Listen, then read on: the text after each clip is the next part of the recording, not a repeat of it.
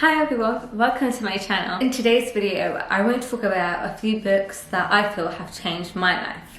And I've learned a lot of things from reading the books that I have been. They're really helpful, they have so many tips in them. I have a range of books with me. So the books are around personal development, self-love, personal finance, those kind of things. If you are interested in a few book recommendations that are really good around those areas, then please keep watching. And also, please feel free to share this video with anyone that you think do with a few book recommendations. Anyways, let's get started. So my first book recommendation is quite a popular one. This is a book that you may have seen on the internet. A lot of people love to rave about this book.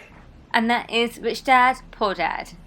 So I first got this book when I was 18 and I didn't really get that into it. Probably didn't care about personal finance that much then as I should have. And then I read it again at like 24 and I was able to appreciate it so much more. Obviously don't really learn about money in school, and Robert Kiyosaki, who is the author of this book and also has a really good YouTube channel, talks about how, so on one hand he had a poor dad who wasn't necessarily poor. He was a high income earner, so he was a professor of a school or college, so he was maybe on three-figure salary.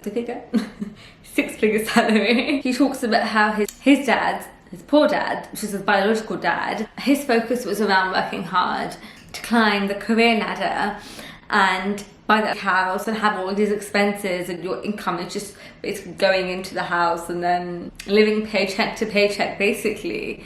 And that's a comfortable life and that's what he should do. Whereas his rich dad, which was actually his best friend's father, didn't actually go to university, didn't have a degree that his father had, and had several streams of income and basically outsourced a lot of his work.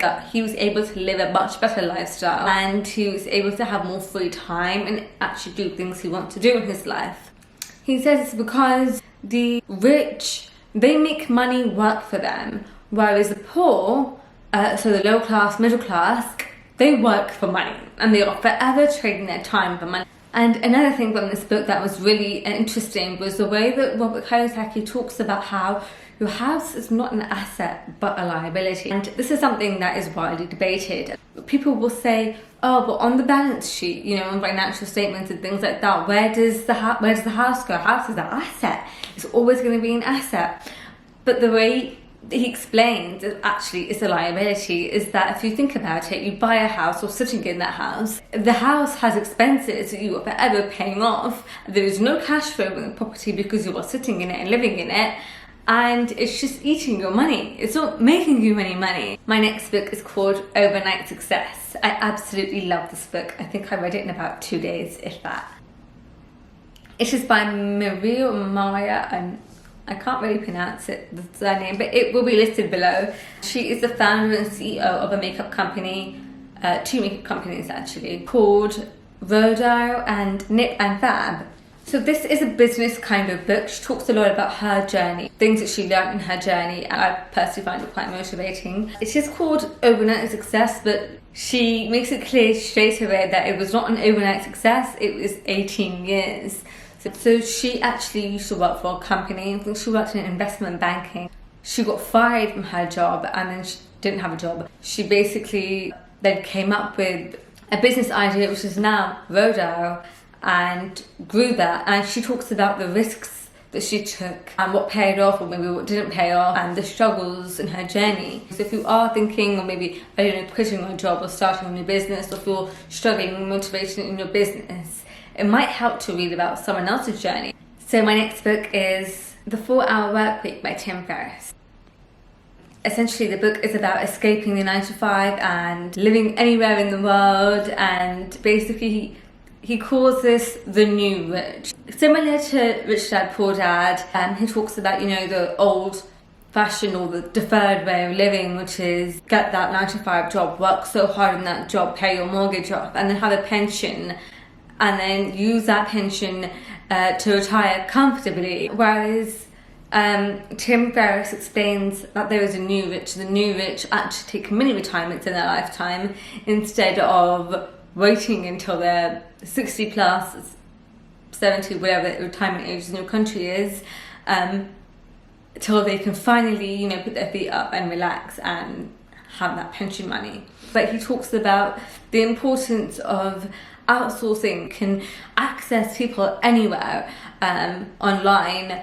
For example, now you can easily outsource things like logo design on Fiverr, for example, and then there's lots of people working on that website in countries like China, India, Pakistan, and they're not that expensive. You can kind of work with these people who are really talented and at an affordable price.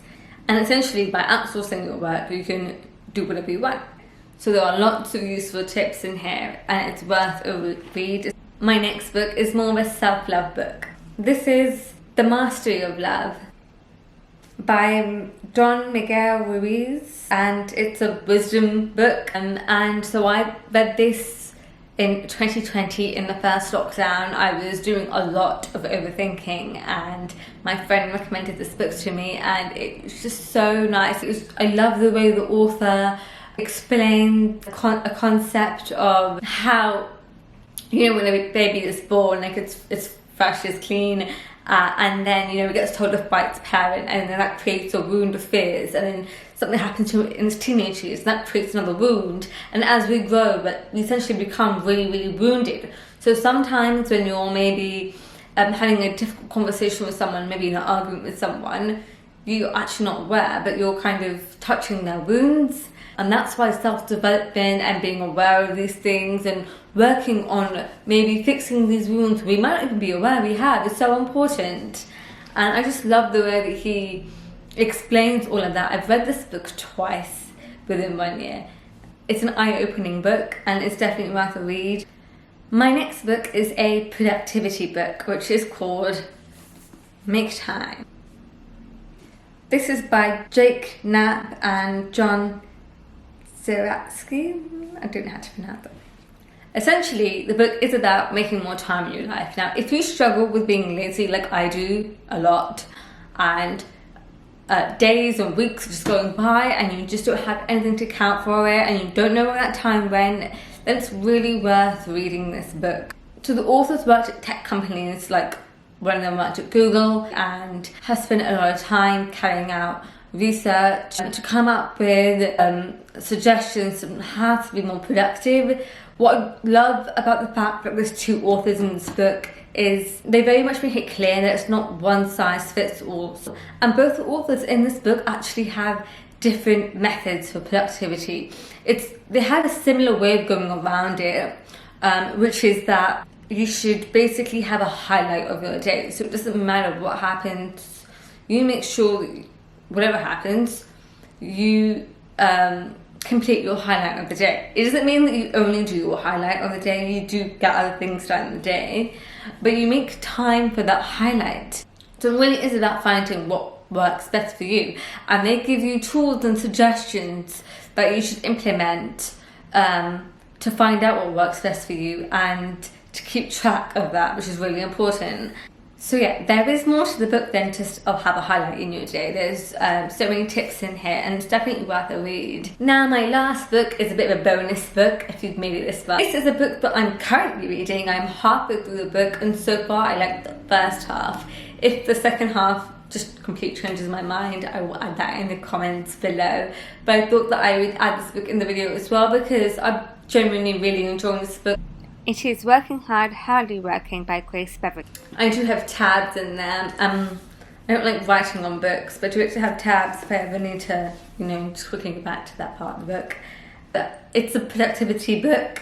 To find your purpose, avoid burnout, and practice self-care. So this book is by Grace Beverly, who is an entrepreneur. And she is the owner of two businesses, Charla and Shreddy. And she's really inspiring. She talks about micro passions versus macro passions. Macro passions being things like, your passions to act, to write, to sing, to dance, like broad, big passions. But some people like myself, actually have micro passions, the smaller things that make the bigger picture for them, but rather smaller things like, I don't know, maybe being a really organized individual, being really into management or things like that. The smaller micro passions that put together and help you find your purpose, rather than thinking, oh my god, like what's that thing that I'm good at? Because growing up, I had that feeling. I didn't know what my thing was. I felt like everyone had a thing. So and so can sing, and so can, you know, do karate, and what's my thing? And she talks a lot about announcement culture.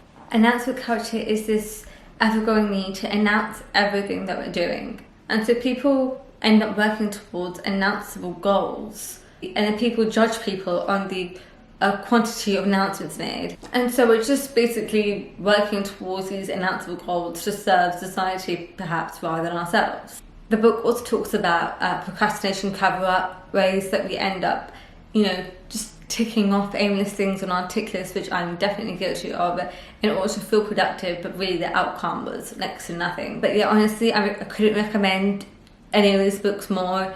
They are so worth reading. Anyway, I hope you enjoyed my video. If you did, please don't forget to give it a thumbs up and hit that subscribe button. Thanks so much for watching, and I will see you in my next video. Bye!